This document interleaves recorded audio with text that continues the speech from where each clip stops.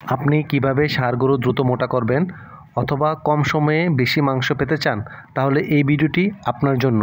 5টি কার্যকরী উপায়ের মাধ্যমে আপনি কম সময়ে ষাঁড় গরু মোটাতাজা করতে পারবেন। প্রথমেই নির্বাচন করতে হবে ভালো জাতের গরু, বিশেষ করে ব্রাহ্মা, তারপরে অস্ট্রেলিয়ান ফ্রিজিয়ান, শাহিওয়াল গরু, ক্রস জাতের অথবা দেশি উন্নত জাতের ষাঁড় গরু। প্রতিদিন সুষম পুষ্টিকর খাবার দিতে হবে, বিশেষ করে কাঁচা সবুজ ঘাস, তারপরে রয়েছে ভুসি, তারপরে হচ্ছে রাব যেটাকে বলে, আর এটা হচ্ছে মিষ্টি কুমড়া সিদ্ধ করা, ভাতের সাথে মিষ্টি কুমড়া সিদ্ধ করে, কলা ও দুধের বাই প্রোডাক্ট খাবারগুলোই সবচেয়ে বেশি, এইসব সুষম খাবারগুলোই সবচেয়ে বেশি দ্রুত মাংস বৃদ্ধি করে। প্রতিদিন গোয়াল ঘর মানে গরুর ঘর পরিষ্কার করতে হবে মিনিমাম 2 বার, এবং গরুগুলোকে ভালো করে গোসল করিয়ে পরিষ্কার পরিচ্ছন্ন রাখতে হবে। যত বেশি গরুর ঘর পরিষ্কার পরিচ্ছন্ন থাকবে তত বেশি গরুর রোগবালাই কম হবে, এবং পরিষ্কার পরিচ্ছন্ন রাখলে গরু আরামদায়কভাবে ঘুমাতে পারবে, বিশ্রাম নিতে পারবে, এবং গরুগুলো খুব দ্রুত মোটা হবে। প্রত্যেকটা গরু প্রতিদিন ঠিকমতো খাবার খাচ্ছে কিনা এবং যেই পরিমাণ ঘাস অথবা খাবার খাওয়ার কথা সেই খাবারটা খাচ্ছে কিনা সেটা খেয়াল রাখতে হবে, এবং কেন খাচ্ছে না তার শরীরে তাপমাত্রা দেখতে হবে, এবং গরুর পেট ফাঁপা আছে কিনা সেটাও একটু দেখতে হবে। সেইভাবে কিন্তু গরুর যত্নাদি করতে হবে।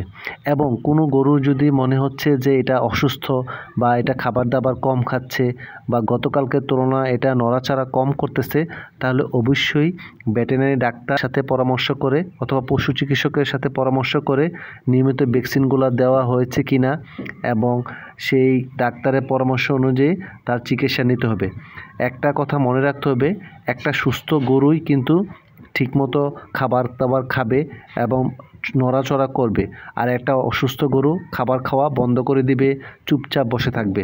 দ্বিতীয় হচ্ছে, যেই গরুটাকে আমরা মোটাতাজা করব সেই গরুটা কিন্তু সঠিকভাবে মানে বেশি রেস্ট দিতে হবে, যাতে বেশি রেস্ট নিলে গরুর মাংস বেশি বৃদ্ধি পাবে, গরুটা যেন ঠিকভাবে বিশ্রাম নিতে পারে সেই দিকে নজর রাখতে হবে। 3 নাম্বার হচ্ছে, যদি গরু ঠিকমতো খাবার খায়, পরিষ্কার পরিচ্ছন্ন থাকে, তার রুচি ভালো থাকবে, সেই রুচি বেশি থাকলেই কিন্তু সে বেশি খাবারটা খাবে এবং অতি দ্রুত মোটা হবে। প্রতি গরুতে 20 কেজি ঘাস, একদম তরতাজা ঘাস। ঠিক আছে, চমৎকার। আমরা 19 ঘন্টা বাড়িতে 19 ঘন্টা শুধু ঘাসের জমি। চমৎকার, ঠিক আছে। একদম আইকনিক গরুর ফার্ম বা ভুট্টা সাইলেজ করেও খাওয়াচ্ছেন, তাই না? হ্যাঁ হ্যাঁ হ্যাঁ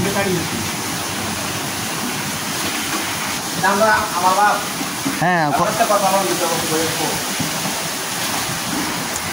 আসলে ওই প্রবাসী কামরুজ্জামান ভাইয়ের বাবা শ্রদ্ধেয় হাজী শামসুল হক চাচা আসলে ওনার যে অভিজ্ঞতা, ওনার তত্ত্বাবধানে এবং ওনার ছেলেই কিন্তু এই খামারগুলো পরিচালনা করতেছে। চাচার মোটামুটি সব যে গরুগুলো লালন পালন, তো সবগুলো কিন্তু মোটামুটি ঘাস, কাঁচা ঘাস, প্রাকৃতিক ভুসি টুসি এইসব দানাদার খাবার খাওয়াই কিন্তু গরুগুলো লালন পালন করতেছে। চমৎকার।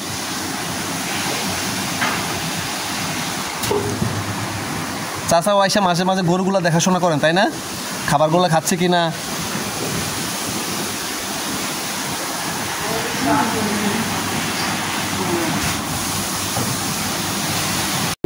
আমরা মিষ্টি কুমড়া চাউল বাইরে পাক করা হয়। এই মিষ্টি কুমড়া চাউল দিয়ে এটা মানে জাস্ট একটু সিদ্ধ করে, হ্যাঁ, এই খাবারটাই খাওয়াচ্ছেন, তাই না? একদম ন্যাচারাল খাবার। পরিশেষে আমি একটা কথা বলতে চাই, সুপ্রিয় খামারি ভাই বোনেরা, অতি দ্রুত বড় করবেন সবই ঠিক আছে, কিন্তু ভেজাল কোনো কিছু ইঞ্জেকশান এটা সেটা ট্যাবলেট খাওয়াবেন না, কারণ এই আপনার লালিত পালিত গরুটাই কিন্তু মানুষ কুরবানি দেবে। অনেক সময় কুরবানির আগের দিন রাত্রেও কিন্তু গরু স্ট্রোক করে মারা যায়, সেই জিনিসটা খেয়াল রাখবেন, এবং আপনি যে গরুটা লালন পালন করতেছেন সেটা যেন একটা পরিষ্কার পরিচ্ছন্ন নির্ভেজাল গরুর মাংস মানুষ পেতে পারে, সেই চিন্তা করেই কিন্তু গরুটা লালন পালন করবেন এবং বিক্রি করবেন।